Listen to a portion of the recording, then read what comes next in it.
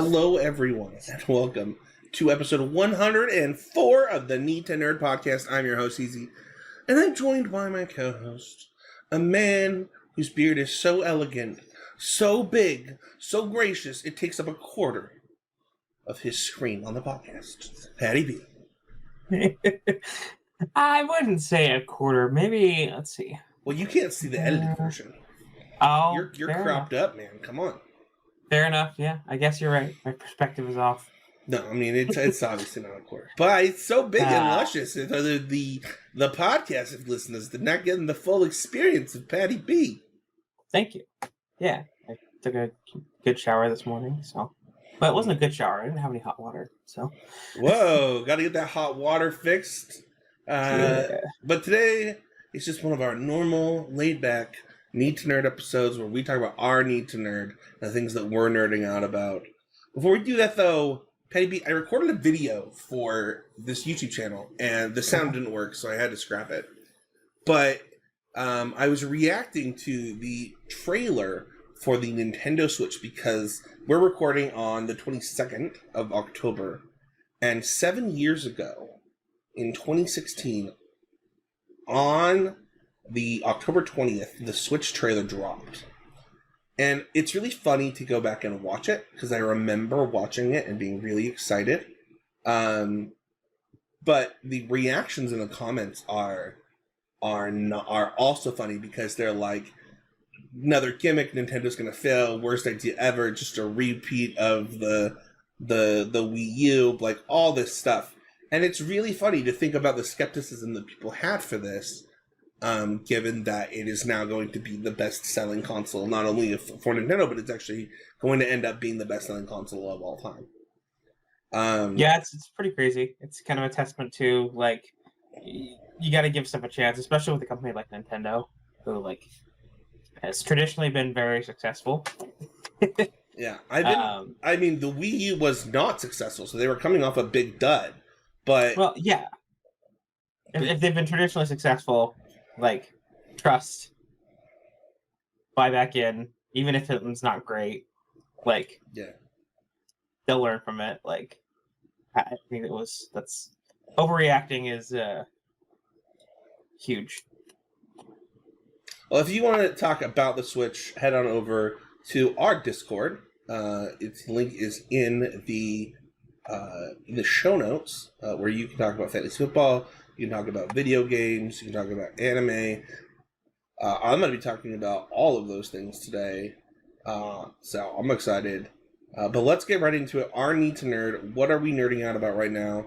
I'm going to first, and mine is a little different than normal, because I don't usually talk about free-to-play games on here. But dude, I've been playing a lot of Fall Guys lately. Have you played a lot of Fall Guys in your time, Paddy B? I haven't. I downloaded it because I think we talked about doing that as one of our, like, game nights with, like, monthly game nights. Oh, that'd be fun. Fall Guys. So yeah, I've got it on my computer, ready to go, but I haven't played it much. I've watched. I've been in, like, Twitch chats with people playing. But yeah, Maxwell and I have been playing together. We've probably played, like, I don't even know how many games, actually. It's been a lot more. I played more Fall Guys now than, like, when the game was, like, super popular and they introduced seasons for the first times, and, like, all of those times that Fall Guys has gone up for people. And the game just keeps getting better. Really good example of a free-to-play game that improves over time, that they use the funds that they get from that business model to improve the game and keep people coming back. It's been really good. As something to do with my son, it's something he's really good at honestly, at times. When he's on his A game, he's better than me at it, and it's a good time. So that's cool. Yeah, I think that would. I should play some more of that. I think, especially if it's like a free to play game. That's maybe something I'll be into. My next one is Tears of the Kingdom. I'm finally finishing it. I kind of put this game on the back burner for a while. I had some trouble with the Fire Temple. Then Maxwell beat the Fire Temple while I was asleep one day. And then, I don't know, it just, like, it felt so much like a repeat of Breath of the Wild to me. And I know that people don't feel that way. Like, they think this one's actually better. It's bigger, it's more expansive and things. But I think that people don't realize how much Breath of the Wild I played with Maxwell because it was Maxwell's favorite game. So to me, it was like, it just felt like a lot of the same. But, you know, we were able to beat the, you know, the first big mini boss, I guess you could say. And then are, you know, getting, I guess spoilers, because some people probably are still planning on playing this when it goes on sale. So maybe I shouldn't spoil too much, but we're into it still. Like, I'm still playing with Maxwell. I think one thing, Patty B, that I've learned that maybe I can give into you as, you know, somebody who wants to start a family one day, is I wish that I wasn't playing this with Maxwell. I wish that I had I have one on my other Switch that I play by myself, but I wish that I had beaten the game by myself really quickly and then played it with Maxwell, because now I'm stuck like way behind what I had done on my account, and I just want to finish the game, and it would take so long to do it. But you know, you live and you learn. Right, this game, I guess, it's so massive. There are so many parts to it that totally makes sense. So, the parenting tip is find games that you can separate from what you play with your kids. Well, it's not that I want to separate what I play with him. It's just, I mean, he does want to play everything I play, and so that's going to happen. I just wish that I had, like, when he went to bed, instead of getting ingredients on our account, I was actually building towards my other account and playing, so that I could have beaten it already. Okay. So that makes sense. Kind of two smaller ones. Devonair and I don't think I said this on the show, and it's been a while. We've been watching the One Piece anime, have finished the first arc, and really been enjoying it. It is weird, Patty B. Have you watched it? No, I watched the live action series. I think we talked about it briefly when I brought up how awesome the live action series was. Oh, did we? Okay. But it's just a daunting task, and I know there's an abridged version, right, to like skip a lot of the fights and stuff, because it's a massive undertaking. It's a huge commitment. So here's what happened. Devonair and I were like laying in bed one day, and we saw this TikTok, and there was this person that was like, you know, everybody talks about how big One Piece is, but I want you to think about this, that you live in the only time in history where you can watch One Piece, and what the One Piece is and how it ends is not yet available online to like read and spoil for you. Okay. And I was like, that's fair. And also, like, when COVID, like in 2020 was happening, one of the number one things that people said to me is like, you should use the quarantine time to watch One Piece. It's like, I'm not doing that. That takes so long. I'd be way caught up with One Piece had I done it. Yeah. And so definitely. I was like, you know what? If my wife and I are gonna just watch random stuff, like, why not do it? Why not undertake this together? It's a daunting task, like you said. But it's... Where is it streaming on? It's actually all on Netflix right now. Netflix, okay. It's on Netflix. We have Crunchyroll. Okay. So you can also watch it on Crunchyroll. But yeah, the dubbed version is even all available on Netflix right now. We switched it to Netflix because we were having a problem with our Crunchyroll account, but yeah, it is. It's funny though, because I watched the dubbed version. For those who don't know, I really enjoy dubbed anime. It's from my childhood of watching, you know, Dragon Ball and Dragon Ball Z and Gundam and all those live action, or not live action, all those dubs. And it's funny because, like, it's pretty common for different people to be in across multiple Funimation animes for that studio, right? Because, like, you know, they just used a lot of the same voice actors. This one, though, is really funny because the pirate Usopp is played by the same person who voices Krillin, and it sounds exactly like Krillin. Like, usually there's some variation to the voice, and you can tell who the voice actor is. This one is jarring. You're just like, oh, that's just Krillin's voice. And I wonder if people who watched One Piece first were like, oh, that's Usopp's voice. So. Right, yeah, those different perspectives. Where, yeah, it depends on what you watched first. It's the other one. But yeah, so that's been an undertaking with my wife. Fall Guys with Maxwell, One Piece with the wife. And then I've been doing a lot more Smash practice, man. Smash Ultimate is a huge part of my life, as people probably know. We have a whole Smash podcast here on this YouTube channel. And, yesterday I spent 30 minutes jumping, throwing the other character off the edge and just trying to hit them and get back to stage. Trying to hit them and get back to stage. Trying to hit them and get back to stage. And it's funny because, like, one of the ways that I got really good at Magic the Gathering was just incessant, just like playing hundreds of games on my kitchen table with my roommate and with my friends that would come over, and we would just play game after game after game after game after game after game after game, and we would do it for like 6 hours, and then I'd go to work, and I worked night shifts, and I would bring 2 Magic decks, and I would play against myself game after game after game after game after game as I watched this house. That was my job, and yeah, it doesn't work with Smash. You have to actually go in and practice movement and practice tech, and like it's a very different and more disciplined way to get better and practice than the type of stuff that I initially did, but that I had eventually learned how to do in Magic as I was trying to get a lot better. And I don't know, it's interesting. I'm actually finding enjoyment in the process again. Yeah, I think you guys talked about it a bunch on constructive criticism, where the testing changes, right? Like that's now just like with Smash, where you have to be a lot more focused. You're working on very specific things. It's that like level up. Yeah.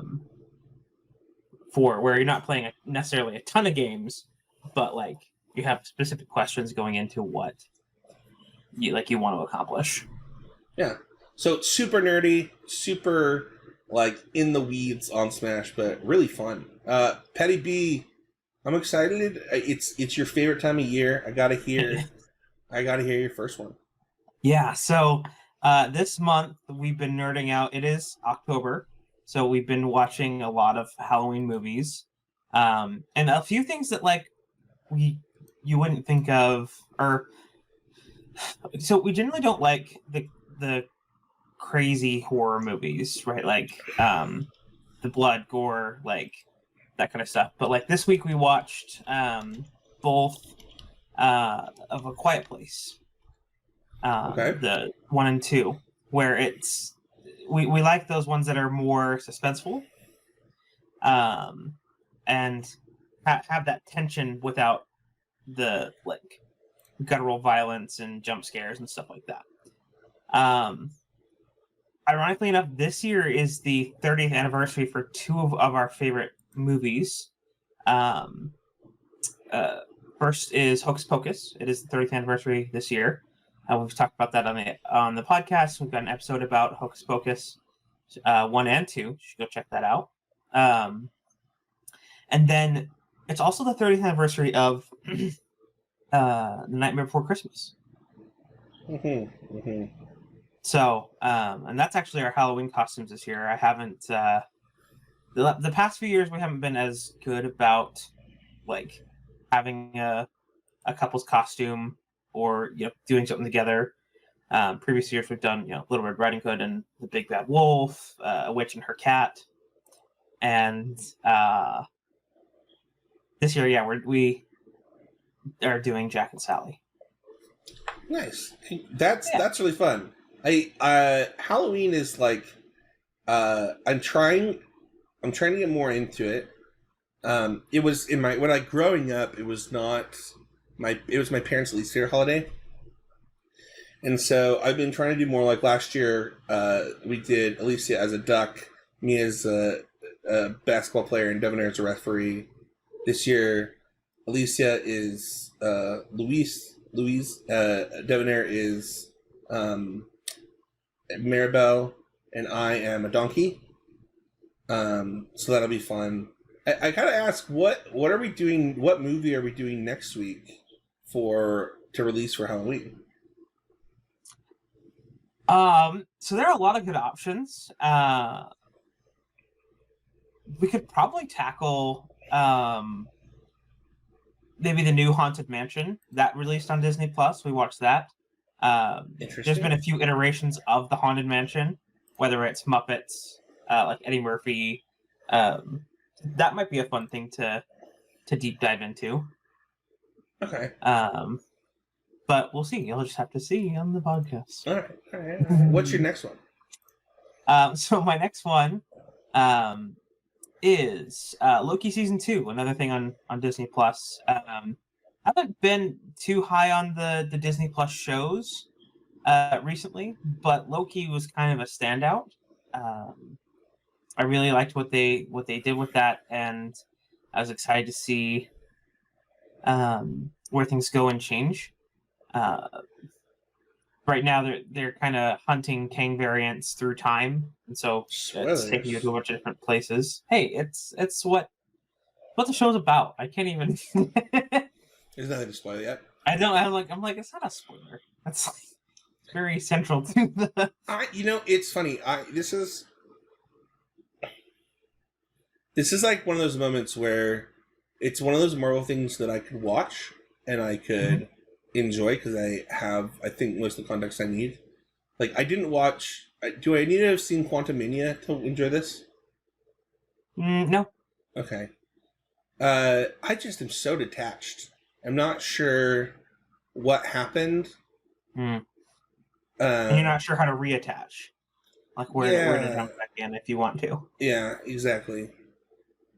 Like, I haven't seen the new Guardians movie. I haven't seen Quantumania. Like, the new Guardians movie was really good. I cried. I heard good things. Yeah. So. And I think the new Guardians movie is detached enough that you wouldn't feel. I think that's a big thing too with either people either getting into Marvel, right, or who were into Marvel and kind of lost it. It's interesting because they've gone different directions and they're still trying to figure out who they are after the Infinity Saga. And there's been some complications with obviously the writers actors strike. Yeah. As far as like putting stuff out, but like, are you enjoying Loki though? Faith. Yeah. Oh yeah. I love it. I love Tom Hiddleston. Owen Wilson is fantastic as Mobius. Thanks. Wow. Your next one is about Disney again. You're on a Disney kick, man. I'm on a Disney kick this month. Yeah, you're right. It's not just. I mean, I guess yeah. It's so my next one is the Lorcana TCG.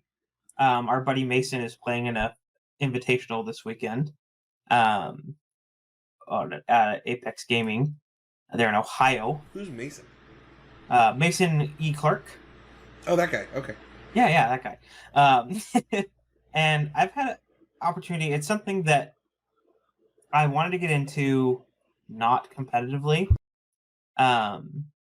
just because that's something that, like, with Magic, I've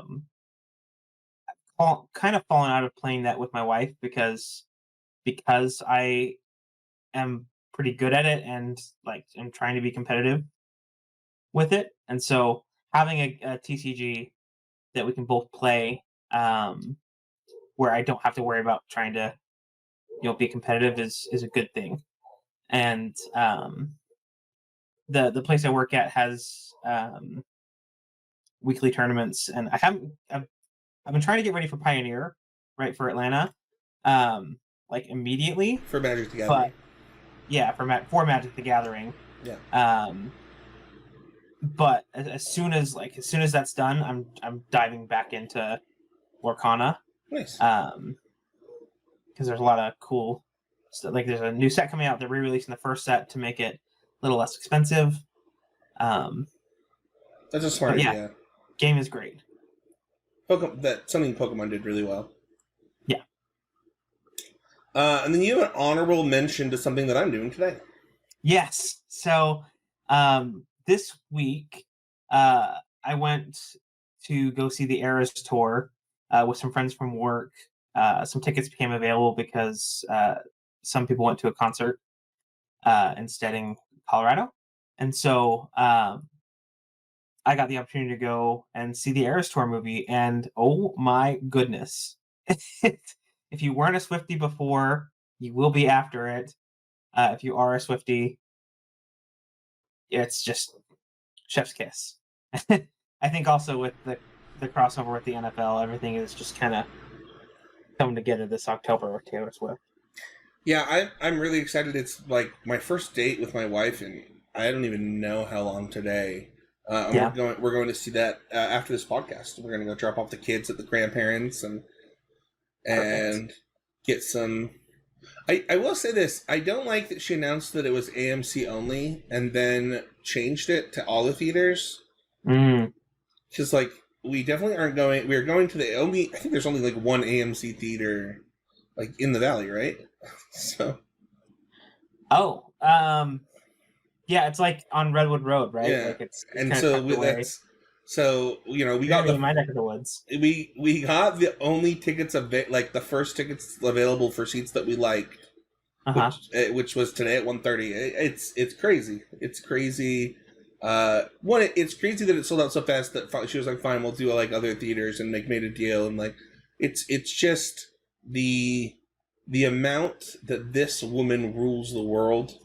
Like, if her and Beyonce ran a ticket for president together for the world, not the United States, for the world, they'd probably win. It'd be like, just elect Taylor Swift and Beyonce as our rulers. So. It would be an okay spot, too, for what it's worth. What? That was the case. They're pretty good people. So. What is the next thing you want to fulfill in your Need to Nerd? Yeah, so next thing that we want to fulfill, I want to go see. I love watching movies, and so with our movie pass, I'd like to go see Killers of the Flower Moon. It released this weekend. It's a Western that has Leonardo DiCaprio. It's a Scorsese movie with DiCaprio, and it like is exploring the exploitation of Native Americans and how this man is kind of caught in the crosshairs where he's part of two families. One where he's got a Native American wife, and then his family is also the exploiters.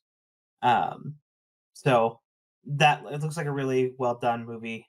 I'm excited to go check it out. I think I saw a review of this that was like out of this world good. Mm-hmm. And I also was like, oh, should I figure out a way to see this movie? So, it might have been a video about Scorsese specifically or something. I'm talking about this movie. Does Scorsese have any non-bangers? I don't know. Right? Like, I feel like a lot of, like, everything he does is fantastic. Fair. So, all right, I gotta ask, because this is in the show, how this is written in the show notes. You trying to get into Gen 5 Pokemon? What is happening?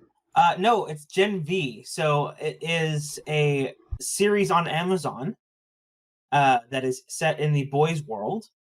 It's like it's My Hero Academia. It's like the school for superheroes, but it's set in the boys' world after the events of The Boys season 3. So we've talked about that show on this podcast as well. The Boys is great. I was kind of iffy on it initially when I saw the trailer. I was like, oh, this is like, I kind of felt like, oh, it's just trying to cash grab at The Boys while waiting for that series to progress. But I've read some reviews about it, and I'm willing to take a shot. Nice. And then, what hidden gems you looking to tackle, bro? So yeah, the two both years that I hadn't watched. So First Night or actually no, I shouldn't say it. To see the hidden gems that I'm going to tackle, go watch our last episode. No, you can say it. Oh, okay. Let's just talk about one of them. Which one are you more excited to try out? Probably First Night. Both First Night and Stick It were not streaming anywhere, so I'll have to purchase them. But I was really excited about those two. Stick It, so good. Hey, wait, you haven't seen Stick It? I've seen Stick It, but I want to watch it again. Oh, okay. Yeah, first, those are great. I was gonna see if I could find the mobster one to watch with Debonair. So I feel that. My next one is the One Piece card game.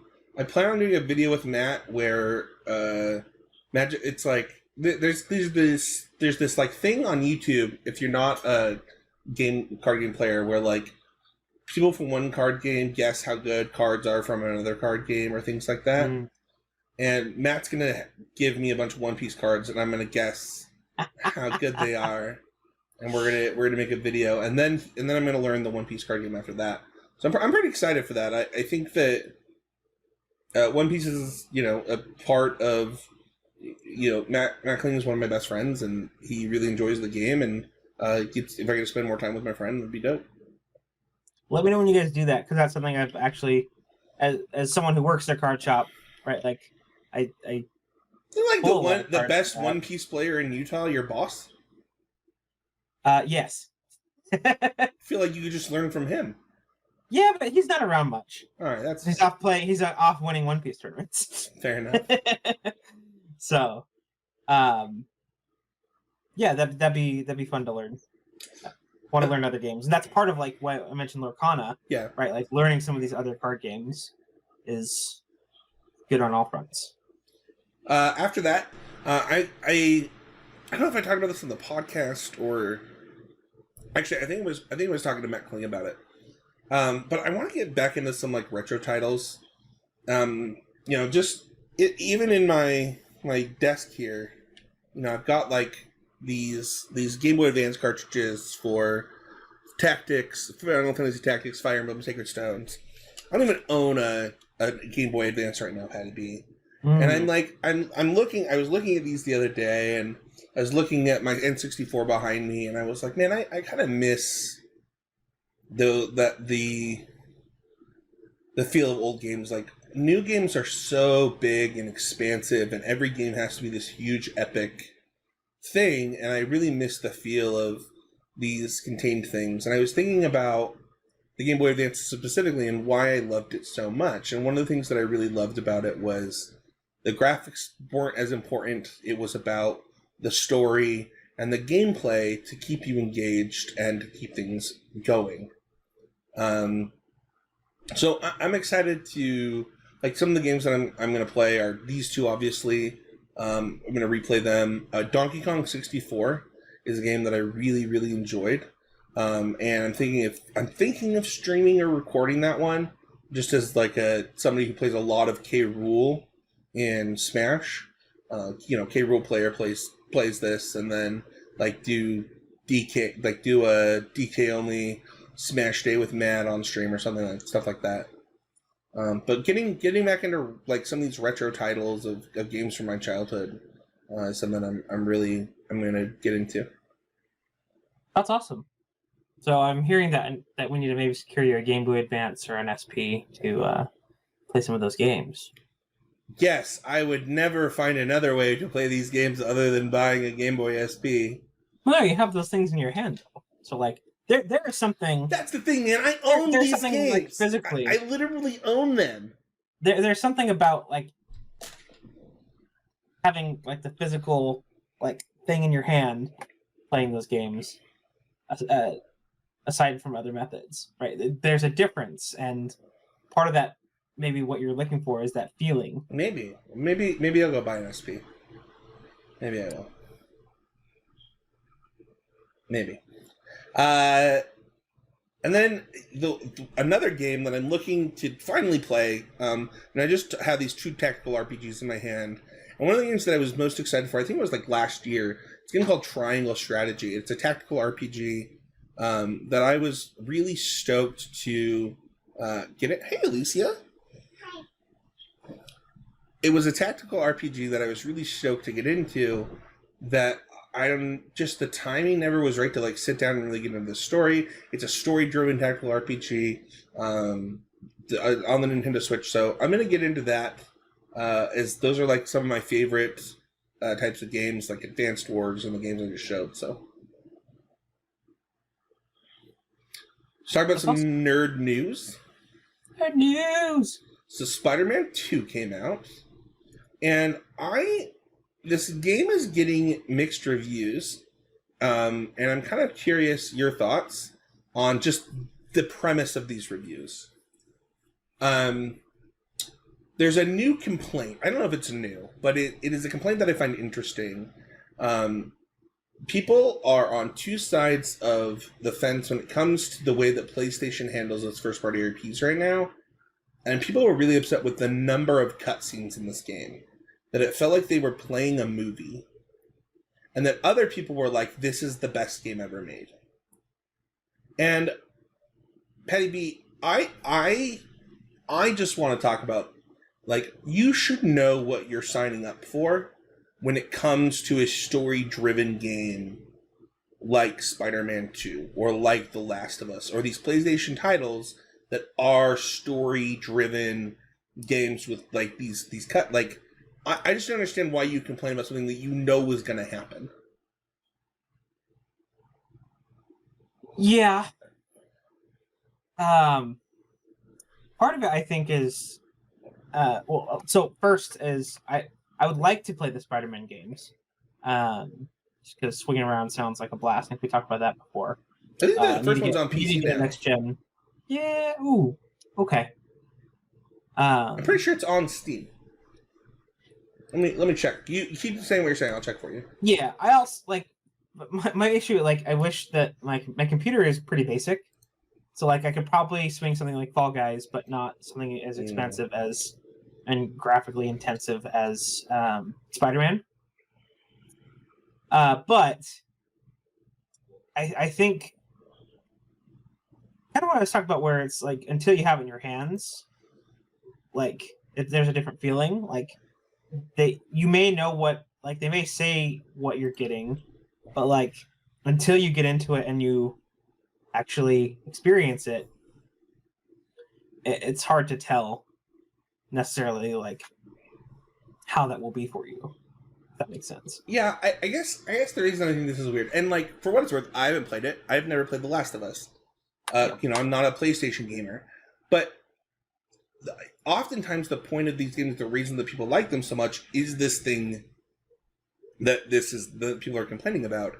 And to me, it's like when people go to a Star Wars movie and they complain that things are unrealistic, and it's like, what? Why do you want realism in your escapism? Like, that's so weird. And it's like, why do you want... What are you expecting out of a story-driven narrative game other than story and narrative? Right. So, found that interesting. But apparently a lot of other people who like that type of stuff, they're saying it's unbelievable. And I don't doubt it. Spider-Man 1 was like one of the most popular and considered one of the best games ever made, and I expect this one to be just as good. Yeah. We also have another game that got some press this week. The game is called Skull Island: Rise of Kong, and it got a lot of press, Paddy B, and not good press. This is the worst game of the year, according to basically everyone. Okay. If you get a chance, Paddy B, I recommend watching, some footage of it. I'll just read some highlights from the ING article. So, Rise of Kong manages to make a giant ape killing literal dinosaurs dull. Graphically, it's considered like the worst graphics of any game this year. This one says platforming is the most pedestrian version of ideas you've ever seen before. Oh. Like this game's reviews are so bad, and honestly, like just watching it, it looks really rough. It looks like zero love, zero care was put into this, like a cash grab game. And as somebody who has worked with game developers, it's hard to say that, right? Like you think that these people are putting their heart and soul into these things, but watching this game, you're like, what was the purpose? Yeah. What was the purpose behind this? So if you're listening to this, you haven't seen it, go check out the videos. And like, it looks like a PlayStation 2 game. That like That's what I was gonna say. Like I clicked into the IGN link and like his hair, like yeah, oh my gosh. Like it looks like a PlayStation 2 game. Yeah, that is oh gosh. So man. Like I could see like man, it's hard to even see that where I was thinking like, oh, the roughness is like a choice, but it can't be a choice. Like that's just oh. All right, what's next on the news? That's gross. Okay. So a couple things I had. So the Gargoyles. It was a animated series back in the 90s, and it is getting a live action series. Didn't we talk about this last month? I don't know if we did or not. I was just browsing through some of the news sources. I thought we talked about this on the show. If we did it, maybe we didn't. Are you stoked for this? I'm so stoked. I think we're gonna get a lot of this type of news, right? Where things are gonna now be starting into development. Like this is gonna be the type of news that we'll get, so that the writers can start now that their strike is over. They can start the writing process, and then hopefully by the time that process is through, the actors will have their new deal set, so we can get a bunch of cool new content. Gargoyles is one that I think we talked about, like just the type of shows on WB and Fox Kids a few months ago. But like, I think it was on our Spider-Man episode. Well, that's it. Okay, you're right. I think it was on our Spider-Man episode. But Gargoyles is like one of the ones that I was not as into, but my friends were really into. And the cast and like the collection of characters and the way that they did it in that show, like looking back on it as an adult, is pretty cool. Yeah, like the diversity of the way that the characters were, the team was built, basically. Right. I'm curious. Who were some of the? I feel like it had a lot of star power. Like there was a lot of really good voice actors. I don't remember. One of your next ones, though. I'll go while you're looking that up. Pokemon Go Party Play. I forgot that was announced. You stoked on this? Yeah, it's part of like what made Pokemon Go great when it was released was like going out and doing all those things with your friends. And I am excited to team up and like because and that's how I've been playing recently, right? Is anytime I'd actually go out and play Pokemon Go, it's with my wife's family. We all kind of go and tackle gyms and such. So party play might enhance that experience. I'm super stoked about it. Yeah, I think it'll be cool. I'm excited to see how the feature works, and Pokemon Go is something I do like when I'm walking my dog, or Maxwell and I will go out together. And then your last one. Yeah, so my last one is we talked about a really great Marvel TV show in Loki on the show today. However, it looks like Daredevil Born Again is getting major reshoots and an overhaul. Apparently, it was